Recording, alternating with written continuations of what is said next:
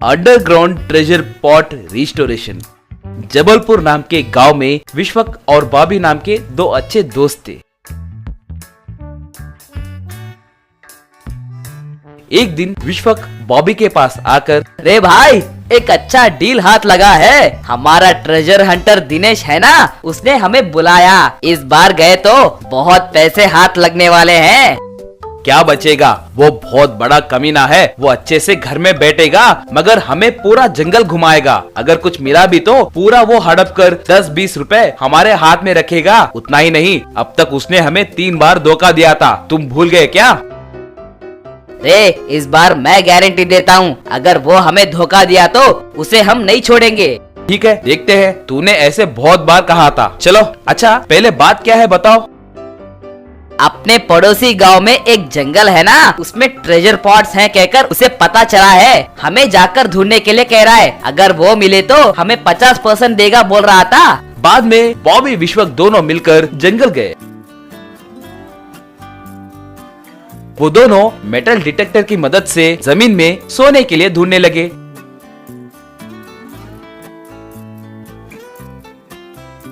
ऐसे थोड़ी देर ढूंढने के बाद उन्हें एक जगह एक ट्रेजर पॉट दिखी।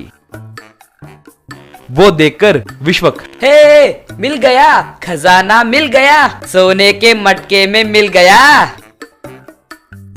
रे भाई, इसमें से आधा सोना छिपाकर बाकी का सोना उस दिनेश को दे देंगे, नहीं तो तुम्हारे कहे जैसे वो जरूर पूरा सोना हड़प लेगा, है ना? यूं कह रहा था कि वहाँ दिनेश अपने जीप में आया।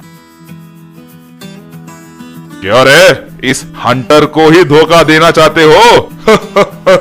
खजाने का पता बताकर मेटल डिटेक्टर देकर तुम्हें ढूंढने के लिए कहा तो मुझे ही ठगोगे? रे दो रे, पूरा सोना मुझे दो। तुम्हारे जैसे धोखेबाजों को धोखा देना ही सजा है। रे दिनेश, मैं मजाक किया था रे। अब उसी बात को पकड़कर तुम हमें धोखा देने के लिए देख रहे हो, ये अन्याय है रे। वैसे मुझे एक डाउट है, ये खजाना हमें अभी मिला था ना, इतनी जल्दी तुम यहाँ पर कैसे पहुँच गए? रे देर शाने, तुम्हें दिए मेटल डिटेक्टर्स में मैंने साउंड बॉक्स फिक्स किया था रे, यही तुम्हें पकड़वाई। अब तुम लोगों से मुझे काम नहीं है। कहकर उस ट्रेजर पॉट को लेकर चला गया। क्यों रे विश्वक, अब क्या कहोगे? रे भाई, इसे नहीं छोड़ना चाहिए रे। उसके पास से सारा सोना चुराना होगा और बाद में उसे कुत्ते के जैसे पीटना होगा। पहले कोई आइडिया है तो बताओ रे।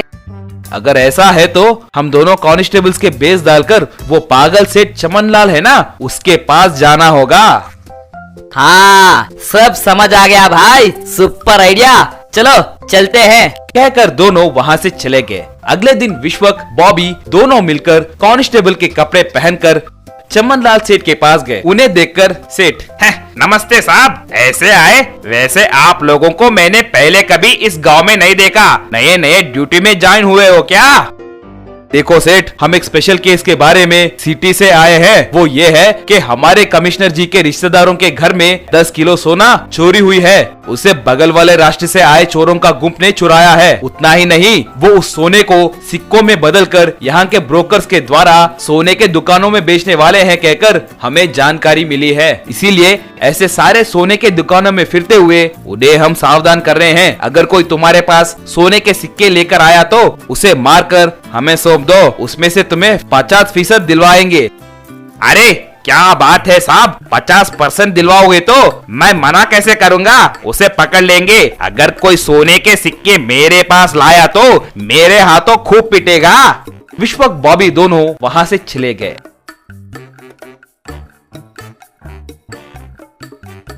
थोड़ी देर के बाद सेठ के पास दिनेश सोने के सिक्कों के साथ वहाँ आया। सेठ, आज तुम्हारी किस्मत चमक गई है। पूरे 5 किलो का माल है। छोटे छोटे सिक्के, 70% मुझे और 30% तुझे। वो सुनकर सेठ अपने मन में, हाँ, ये दिनेश अब ब्रोकर के जैसे नया अवतार उठाया क्या? पुलिस वालों के कहे जैसे ये भी सोने के सिक्के लाया और ऊपर से उसे 70% और मुझे 30% कह रहा है। मगर पुलिस वालों ने 50-50 कहा था ना। अगर सोचा जाए तो पुलिस वालों का डील ही अच्छा है। उसकी हड्डी तोड़कर वो सिक्के छीनकर पुलिस वालों को दिया तो मुझे इज्जत के साथ साथ पैसे भी मिलेंगे। सोचकर क्यों रे दिनेश, मुझसे ही नाटक कर रहे हो क्या? कमिश्नर जी के गहने चुराकर उन्हें सिक्कों में बदलकर मुझे ही बेचने के लिए देख रहे हो क्या? क्या मैं तुम्हें उतना बड़ा पागल दिख रहा हूँ? ऐसे तुम पागल हो गए हो क्या? वो सोना मेरा है। हाँ, बड़े आए महाराज जी के पोते, मुझे तुम्हारे बारे में नहीं पता क्या? चोर कहीं के। अब मैं तुम्हें पुलिस वालों के हवाला नहीं किया तो मैं अपना नाम बदल लूंगा रे। कहकर उसे पकड़कर खूब मारा। बाद में वो सेठ के मार को बर्दाश्त नहीं कर पाया और वहां से भागा। थोड़ी देर के बाद वहां आए विश्वा और बॉबी को सोने के सिक्के दे दिया। सुपर सेठ, ये हमारे कमिश्नर जी को देते ही 50% तुम्हें दे देंगे। वो तुम्हें ऑनलाइन में भेजेंगे। बाद में तुम्हें ऑस्कर अवार्ड भी देंगे। तब तक तुम यहीं बैठो। सर, मुझे अवार्ड्स लेना बहुत पसंद है सर। ऑस्कर अवार्ड मुझे मिलने तक मैं कहीं नहीं जाऊंगा सर। रे, ये इतना पागल है, ये मुझे अभी पता चला रे। ऑस्कर अवार्ड एक्ट्रेस को देते हैं कहकर भी इसे नहीं पता क्या?